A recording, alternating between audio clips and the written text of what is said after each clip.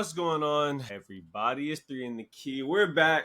We're back. And they said the two best words in sports on Sunday, Game 7. That's where we're at. So we're just going to talk about the series so far. The Pacers have managed to keep it close, 3-3. And yeah, we're just going to dive right into that. So first of all, I'm Kaim, and I'm the host who's really torn. I'm very torn. My head and my heart don't agree. I don't understand how Indiana's made it this far, but at the same time, I'm very, very, very, very, very hopeful that they win. What's up, everyone? I'm Grant, and I'm the host that loves my great white hope, TJ McConnell. I think that if the Pacers are going to win this series, he does have to show up Game 7. Really has to show up Game 7. That's great. What's up, y'all? I'm Jay. I think that selling your soul works, clearly. Selling your soul works. More people knew how to do it, they would. Hey, yo. So let's just start with Game 6, and then we could probably zoom out a little bit. I was barely even watching Game 6, if I'm being honest with y'all at first. I was like, okay, she's about to win the chip. I don't need to see this. And then I get a notification on my phone that says, like, Pascal hits buzzer beater to send Pacers to halftime up 64-35 or something like that. So how surprised were you guys that Indiana came out, even with Tyrese being a little bit limited, although he played well, especially in the second quarter, in that first half? How surprised were y'all that the Pacers were kind of the ones that dominated so early? I will say, I've been watching every single game, and if the Pacers play defense, they win the game. They're going to score. They have the best offense in the league. But if the Pacers play defense, they're going to score, and that's what they did. They came home, played defense, hit their shots. It's actually very crazy because they finally figured out the game plan 6 games in that right when Shai touches the paint, you have to send 2 at him. If Shai does not see 2 at the paint, he will score. So they changed up the game plan, sent 2 at Shai, said, yo, Lou Dort, Carson Wallace, Chet, beat us. And I'll be honest, Chet needs to look himself in the mirror this series and decide what player he wants to be because he's not doing it. He's not going to beat him. So I think that's what they did. They changed their defensive scheme and, at home started hitting shots. Yeah. I was surprised. I mean, I didn't think – at first I was like, are the Thunder, throwing this on purpose like the Celtics kind of did last year so they could win it at home? But then I was like, the Thunder aren't good enough to play like that. Like, they're not significantly better to be able to, do that. You know what I'm saying? They can't give one away. And so then I was like, okay – they're actually just playing badly right now. They're letting the Pacers do whatever they want to them. I felt like every Pacers player could score. Yep. Tyrese, I feel like once I knew he was playing, I was like, they shot him up with whatever they gave Patrick Mahomes in that one Super Bowl. Yeah. So once I knew he was playing, I was like, yeah, they're probably going to win. I didn't think it was going to be like this. I didn't think it was going to be a beatdown, which I didn't appreciate because every game has been close and competitive for the most part, except last night. So then I was like, well, that's kind of annoying. Every game has really been a nail biter type game, except yesterday, and I was just like, this isn't fun. Yeah, I'm happy for Game 7. I love Game 7. Has great stakes, but I want the MVP to win Finals MVP or win the Finals for once. It's been a while. Yeah. I know the league's gotten a lot better, but it would just be cool to see. But either way, happy for Game 7. Yeah. It was very surprising to me. I thought it was clipped because Tyrese wasn't playing that well when he was healthy. He was healthy and probably giving you 12 points a game, 5 assists. So, I mean, I felt like they couldn't win without it. But you know what? When we did our series preview and kind of talked about it when the Pacers they hadn't even beat the Knicks yet, but they looked like they were going to. I think they were up 3-1. And I talked about how, down the roster, the Pacers players just could not stand eye to eye with Oklahoma City's players. Indiana came in and has actually proved me wrong. Of course, SGA and Jalen Williams, to be honest, are the 2 best players in the series. But actually, Indiana's depth, the fact that even the players on their bench could play. Benedict Mathurin had a 30-point game. TJ McConnell's played really well last game, even though they lost, and this game. Neesmith gets hot at the right times. I don't really like Nembhard that much, but he does his job. I feel like Nembhard refuses to pass the rock, bro. That is not a ball mover. But, bro, Obi Toppin is getting to the point now in this series that if he gets the ball and he's shooting a 3 semi-open, I kind of expect it to go in. Mm-hmm. And obviously he's an athlete at the rim. Yeah. They're playing say what? I said if he gets in the paint, he's been doing whatever he wants to. Yeah, they're deep. They're deep, and I didn't really respect that. So I feel like they should be proud of themselves. I am a little surprised that OKC played around like this because, to your point, Jay, when the Celtics did that, they were up 3-0. Like you really can't lose. It's like you genuinely can't lose the series. You might as well win at home. Going to Game 7, that's very risky to play like that. You want to win the championship. So I couldn't believe it, but I listened to Shai post game. He sounds calm. So I mean, they already did this versus Denver. What do y'all think is going to be, I guess, the difference, if there's any, between the challenge that Denver gave him in Game 7 versus what Indiana's going to bring? Indiana, bro, I think they play harder than any team has in the playoffs this year. I think they're like, I think everybody that gets in the game plays hard. And so how we said like top to bottom, it seems like their roster isn't that good. Their roster, I don't think their roster is as good, but I think that when they're winning all the 50-50s, they're playing harder. Like the OKC players, they're not they're not all significantly better than them enough for it to like, if I fill in the gaps by playing hard, we're at the same level or I'm better than you because I'm a professional athlete too. Mm-hmm. So for me, it's like the Nuggets, yeah, they have players like Michael Porter Jr. He's not diving for loose balls, bro. Like, come on. Jamal Murray, maybe sometimes. Like, come on, bro. But Pacers, all of them, they're diving, they're playing defense, and they're all like Pacers. I will say they be hitting their open shots. Like, it's actually great. Like, I'm not used to like it's like okay, open shot from like some random player. Let's say Nemhard. Yeah. It's going in, bro. It's going open shot. You can't leave them open. Yeah, you can't leave any of them open. Even I also will say, bro, literally, like Myles Turner, he's looking like how they were talking about Cat in the beginning of the season. Like, cannot miss. The difference between this series and that Nugget series is, bro, the stakes are higher. There's a lot more pressure on them. And one game, anything could happen. Anything could happen in one game. But OKC could get blown out again. Yeah. Shai could be off. The Pacers could be off. Anything could happen. So I think the stakes are a little bit higher. And actually, I think Shai being calm, cool, and collected is actually starting to bug me a little bit.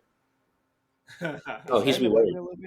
First of all, because if he wins the championship, it felt like the Jokic championship where there's no real passion behind it, no real drive, no real fire around it. When Kobe won, or even when Steph won or LeBron won, it felt like there was like some weight behind it. Now it's like, oh, I do this is whatever. Yeah. So that's my first thing. But my second thing is, it seems like he doesn't have a little bit of urgency. It seems like there needs to be more urgency. Like, Game 7, but like we're trying to win. Like I'm locked in.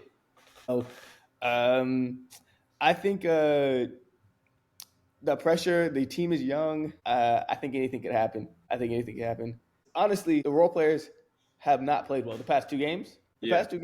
Anyone not named Jalen Williams or Shai, 10 points. Yeah. 10 points. It's been tough. Hartenstein is non-existent. Wallace is non-existent. Lou Dortz hits. He's been hitting his threes, but he's just not a lot of them. Yeah. And he's also lucky they haven't given him a technical foul, bro. I've been watching, and usually I say he's just good at defense, but I'm trying to think he might actually be one of those dirty players, bro. I don't know. Dirty man. He actually might just be a dirty player. Lou Dortz is really good at hiding the goddamn swings he throws. Yeah. I will say that OKC plays nice and physical, but I don't know what we're talking with a lot of OKC like down because they lost. We started with Game 6, but like zooming out a little bit going into Game 7. Do you not think OKC has like earned the right to feel very confident because they won 68 games in the regular season and they're going against a 4 seed? Do you not think that they kind of probably feel like, listen, we don't know how this happened, but we already beat the best player in the world on a Game 7. We can beat a hurt Tyrese Haliburton and Pascal Siakam. I think they've been underestimating Pascal. I mean, people can say what they want, but I think if they win this series, Pascal deserves Finals MVP. Yeah, and I hate that. I'm a Haliburton guy, but you have to give it to him, or you give it to some random. He's shown up every single game. Yeah. He's shown up every single game. Haliburton, Game 5. Zero made shots. 0 shots. Yeah, zero made shots. I know you're hurt, but you're a pro, bro. You can't give me one shot. You could stand there and somebody will pass you the ball. You can't get one shot. Yeah, like spot up. Come on. You think they'll give it to Nemhard for playing defense on Shai? No. We're beyond those days. They don't do that nonsense anymore. The only way they do that, literally, here's when they do that. If the guy you guarded literally should probably win Finals MVP, even though they lost. That's the only way they give it to you on that. Like, real talk. because basically what they're doing is they're giving it to the losing player. Like when they give it to Iguodala, they're basically saying this joint's supposed to go to LeBron, but we can't give it to LeBron, so we got to give it to you for goddamn holding him at 38, 6 and Yeah, instead of 50. Yeah. Yeah, like we have to, bro, because we know who the most valuable player was. Hey, he's been playing well, but he's not been playing well enough that a defender on him is going to get it. Plus, you can't give it to him because Shai's had 40 multiple times. I was like, Shai's still been like averaging like 30. I mean, it's like. No, you're right, 35 multiple times. Yeah. And Nembhard, bro, like I could have respected more if like he was some kind of offensive weapon. You know who I'd respect it if they didn't give it to Pascal? TJ McConnell. They can give it to TJ McConnell. They can give it to TJ McConnell, and I wouldn't be mad. You know why? Because every time he came and disrupted the game, he was actually scoring. He was doing everything. Like I felt like if TJ, the way he was playing, if he started and like finished the game, that man might have a triple double. I was trying to figure out not yesterday because they were blowing him out, but the game before in Game 5, why didn't they close with TJ McConnell? They were closing with guys. So that was a coaching mistake. Yeah, they closed with Nembhard and Haliburton, who are consistently turning it over. They turned it over like 5 out of 8 possessions. Nembhard did not know what to do with the ball in Game 5. He'd be like, I'm gonna telegraph this pass. It got stolen they got stolen last time. It was just steal after steal. They're flubbing that joint. Like I would have rather them just taking just take a bad shot. Like just just rise up and take a bad shot.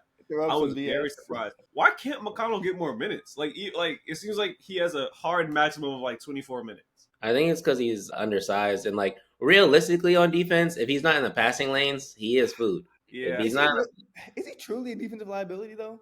Bro, no, I was Jalen Williams. You gotta think about it in that context. I would say they abuse him. If he switches onto either, they score on him consistently. Because they can post too. They go to the mid range.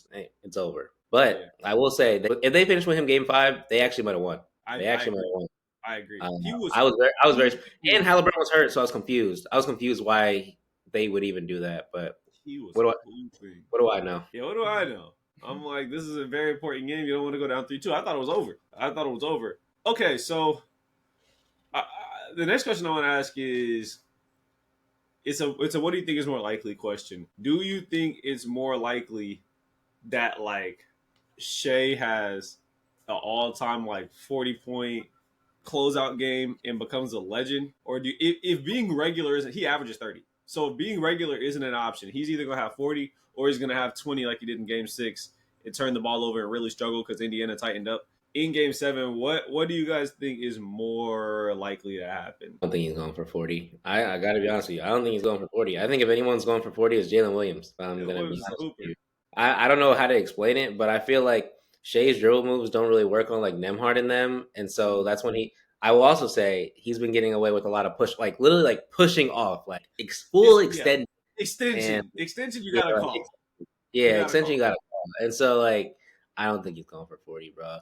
I would honestly think he's going for 30 because if he shoots badly, then he's gonna get 20, and I don't think he's gonna shoot badly. Yeah. I don't think he's gonna shoot badly. He averages 30, so he's a hooper. I think it'll be a low-scoring game, a low-scoring, grinded-out game, and that's just because these teams have played each other now 7 times. It's gonna go on 7 times. The reason why Shai's dribble moves don't work anymore is because Nembhard has seen everything. He's seen everything he's done. And I think they had a good defensive plan by doubling him in the paint. I think the game fully depends on Jalen Williams because when Shai gets in the paint and makes that pass, will Jalen Williams either hit the shot or get to the hoop or make a nice dribble move or do something, which fully possible, fully has the ability to do, but I think he needs to see like 38. Dang, 38 for a win? 35, 38. Who's scoring on the Pacers? That's the thing. Everybody, bro, that's the thing. It actually doesn't matter who's scoring on the Pacers. Everybody's scoring on the – literally, I can count on everybody in the Pacers at least getting 10. On the Thunder, it's literally Shai and Jalen Williams I count on to get 10 points and, like, Chet sometimes. But like Grant said earlier, it depends. What kind of player does he want to be, bro? Like, like you got drafted for a reason. You were originally supposed to be the guy.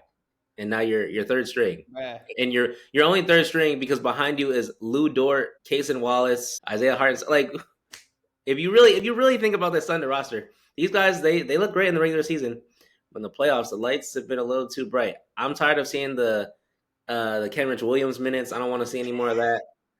I want to see it. Like every time he's in the game, I'm like, are they throwing it? Like, is it over? Absolutely disgusting minutes. If you watch Chet, bro, it does look like the lights are too bright. Because it was at a point where when he got an open three, I was like, oh, that's off. And he bricked it. Oh, that's off. Every time he went to the hoop, he would get his shit packed. He would He damn was near lose the ball. heavy by Myles Turner and Obi Toppin. Damn near every player on the Pacers. He's been shooting very poorly. He's been shooting I- very poorly. I Especially did from three. know it was weird because OKC does that play every single game that pisses me off where they break you down. I guess they clear the side so it's only the guy dribbling and then one guy in the corner. They break their man out the dribble. You have to help off the corner and then they throw the lob. They throw the lob along the baseline. They do it every game. I'm wondering like how can they not stop that, bro? Open dunks. And they did get one in the second quarter when Indiana was kind of going on their major run. And Chet missed that joint. It was actually Hartenstein. Hartenstein threw like near the end, probably 2/3 of the way through the second quarter. He threw the lob wide open to Chet. Not even like, oh, it was great defense. Just wide open. He just missed. And then the Pacers got the rebound, were able to go down the other end, and Neesmith hit a three. You can't have that. Mhm. You genuinely can't have stuff like that. Especially because the Pacers, one thing I respect about them, they're trying to put their foot on your neck in terms of momentum. Like, they will jack the next three. Just because they're like, yeah, we hit the last two. Yeah, like we'll jack that joint, and we might make it, especially at home. It's not like this is going to be a horrible shot, 10% chance of going in. This joint might go in. Haliburton might just shoot from 6 feet behind the 3-point line for no reason, and it might go in. So you cannot miss your open dunks. And I've never seen Rick Carlisle get mad, bro. I've never seen. They be taking egregious shots sometimes. He's like, oh well, if we miss, Yeah, he doesn't even care. Like, Obi Toppin is shooting confidence, bro. I didn't even know he was a shooter. I've never seen a full team have the green light before. Yeah. Don't talk about my dog Obi, man. Don't talk about my dog Obi. Hey, bro, Obi showed up. Yeah, he's honestly, he's looking like Aaron Gordon. Yeah, that's exactly what I was gonna say. Like, you can't take it so far as to like give him Finals MVP if they win, but I honestly think he's been one of their most important players for sure because his minutes is basically more or less the same as Myles Turner. They're able to play their bench big, and it's the same as their starting big. It's crazy. I don't know how they were able to find two starting bigs who can both protect the rim, shoot the three, hit the open dunk, even put the ball on the floor if they have to. There's teams out there that have no bigs, right? Like, there's teams out there, like, who do we play? Who did the Lakers play in the first round? Alex Lynn, yeah. No, not Alex Lynn. Maxi Kleber. Yeah. We were playing Maxi Kleber, bro. They have Obi and Myles Turner. Mm-hmm. But the moment of truth, we've done a lot of analysis, but who do you guys actually think? I'm not gonna hold you to your previous picks. It's Game 7 now. Anything can happen. Who is going home with the Larry O'Brien Trophy on Sunday? My head says Thunder. My heart says Pacers. Yeah. But I think truly, if I'm being 100% non-biased, looking straight at the stats, I think it's going to be the Thunder. They're at home. Yeah. They just came off a loss. They're going to have a chip on their shoulder. Yeah. And they're the better team. Jay has to go to pray over his choice. I really have to meditate on it. Like, I just don't know. The Thunder, sometimes they just don't play with heart. And honestly, I don't respect that. And in a Game 7, heart's going to win. And, I've been hitting on the Pacers all season. I probably hated on the Pacers more than all of you. And the funniest thing is, I really like Pascal Siakam and Tyrese Haliburton. That's the craziest thing. I wish he stayed on the Kings. But, yeah, I mean, if Tyrese Haliburton is healthy, I think I'm going to the Pacers. Well, he's probably not going to be healthy. I can tell you that right now. I mean, hey, bro, I'm here to tell you, I don't know what they gave him, but no, he was moving well. He played better in Game 6 than he did in Game 5. Yeah, he did. Yeah, I've been looking at it, man, trying to choose the Pacers. The issue is the reason why I can't, the reason why I won't even bury it. I am taking the Thunder. Like Grant said, fully non-biased. I have to take the Thunder. And it's just because, it's not because at this point I would be shocked if the Pacers win. Because every time I thought they could have won before, every time they were down 9 with 50 seconds left, every time, like, they've proven they can win even when it looks bleak. They've proven in this series to win Game 6, honestly, especially to win it how they won it, they didn't lose belief at all.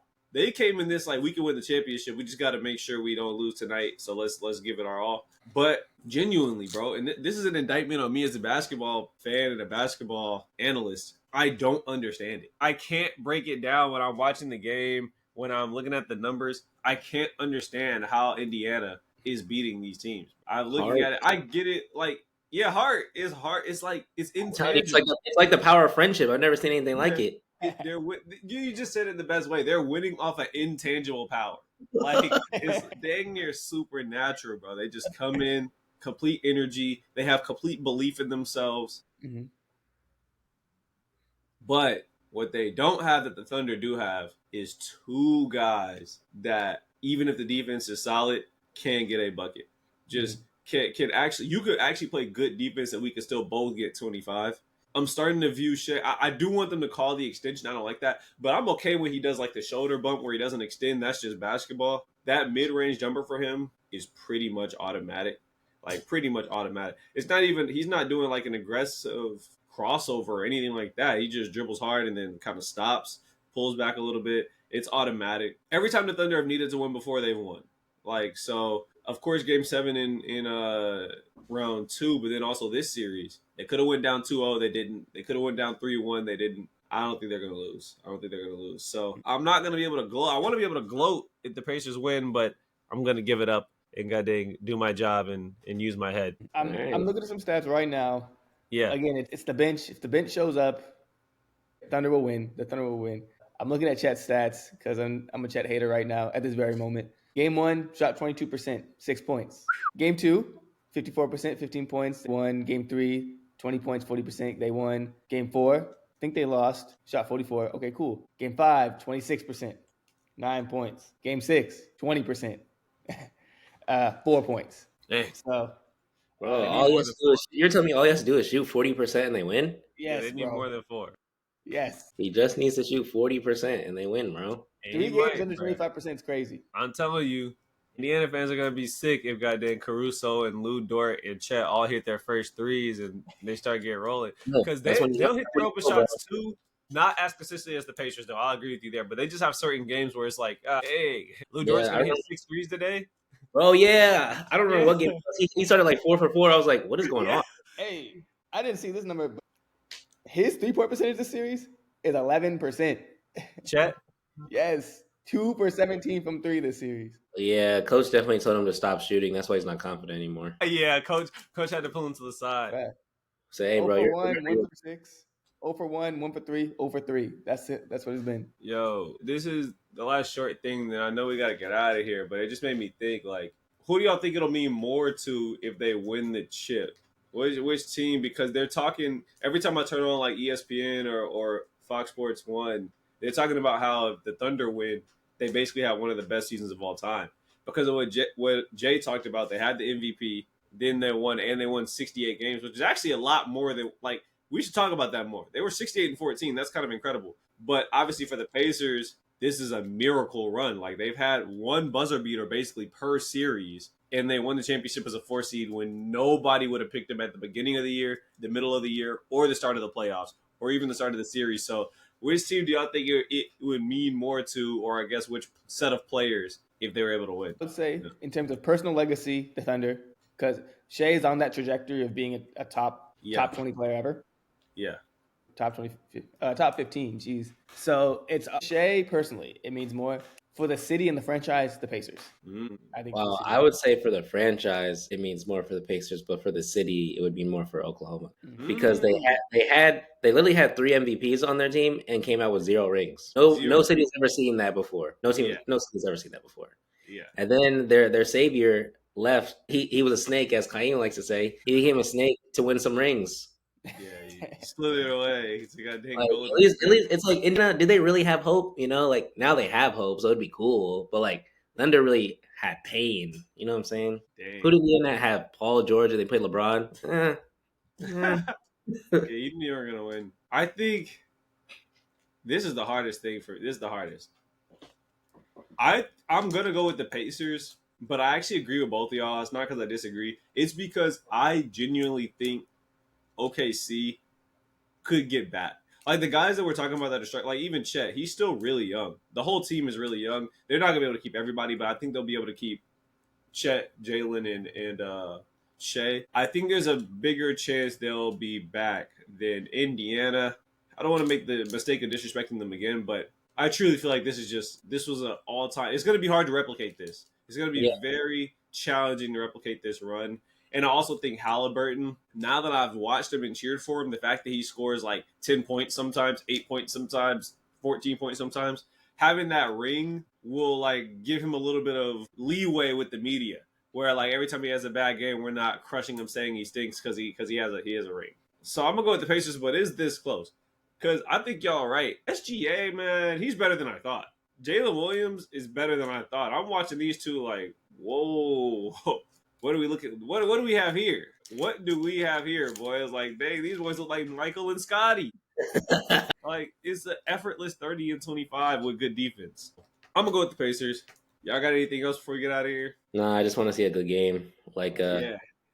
Game 7, baby. Game 7, Brown Show will come back, discuss after that. Appreciate y'all for being here. Like, subscribe, share the video, all that good stuff. And we'll see y'all next time. Peace.